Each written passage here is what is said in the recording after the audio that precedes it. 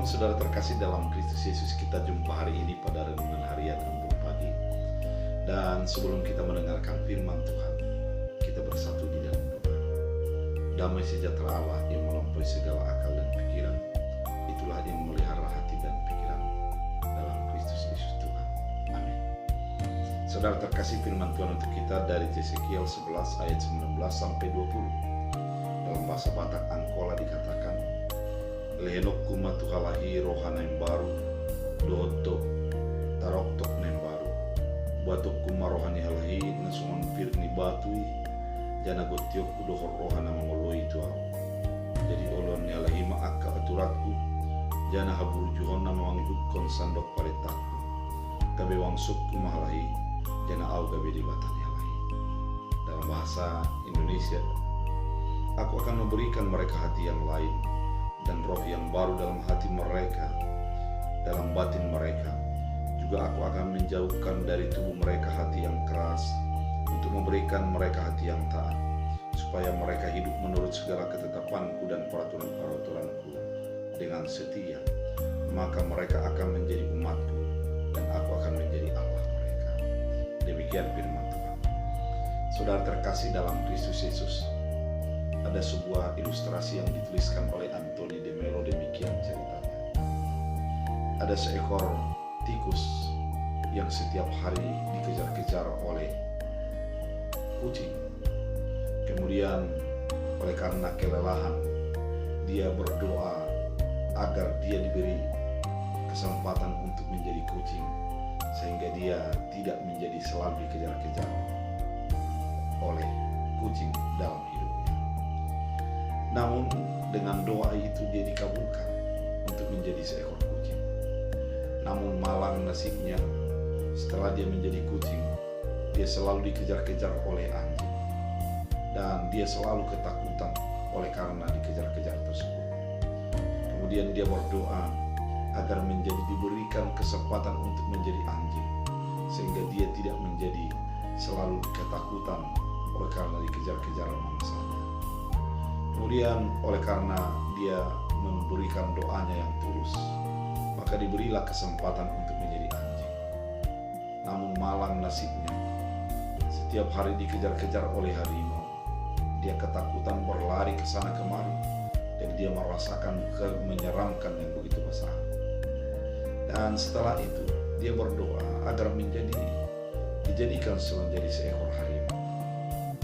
Dan doanya dikabulkan. Dia menjadi harimau. Tapi setelah dia harimau, setiap hari dia dikejar-kejar oleh manusia. Kemudian dia menjadi selalu ketakutan. Dia meminta agar dijadikan menjadi manusia. Dan ketika itu dikatakan oleh dewa yang dimintai agar dia berubah tersebut, dewa mengatakan, percuma kau dirubah menjadi apapun kalau mentalmu adalah mental yang menjadi penakut. Kemudian dia dirubah kembali untuk menjadi tikus dan disuruh untuk menikmati posisinya sebagai tikus. Saudara terkasih di dalam Kristus Yesus, itulah yang mau dijadikan firman Tuhan pada kali ini. Kita mau dirubah bukan dari tubuhnya. Kita mau dirubah bukan dari segi fisik dan apa yang kelihatan, namun yang dirubah adalah hatinya. Hati kita menjadi dirubah dari yang keras menjadi lembut, dari yang menginginkan kejahatan menjadi menginginkan kebaikan, dari orang yang selalu membantah menjadi orang yang takut akan Tuhan.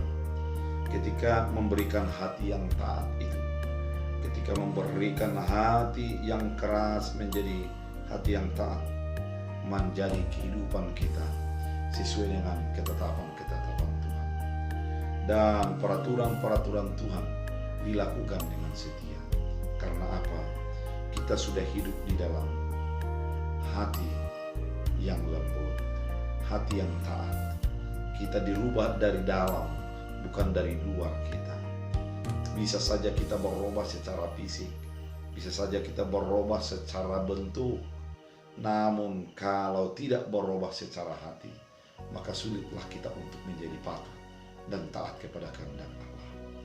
Oleh karena itu, perubahan hati dibutuhkan di dalam pengenalan kepada Kristus Yesus yang menjadi penebus kita.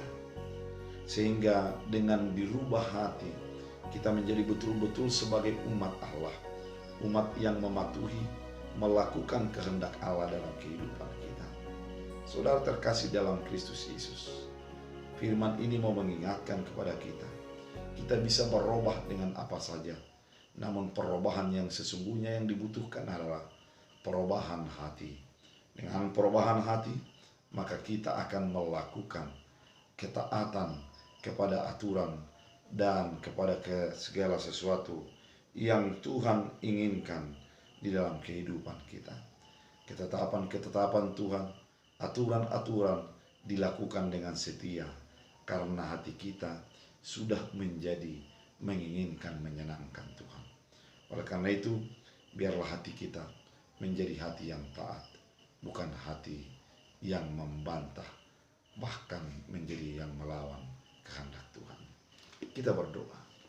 Terima kasih Tuhan atas firman yang Kau nyatakan, mengingatkan kami menjadi hati yang taat, mengingatkan untuk dirubah pikiran hati kami, agar kami mengandalkan Tuhan dan menjadikan Tuhan sebagai pondasi kekuatan kami. Biarlah firman ini menjadi berakar berbuah dalam hidup kami, dalam Kristus Yesus. Amin. Tuhan Yesus memberkati.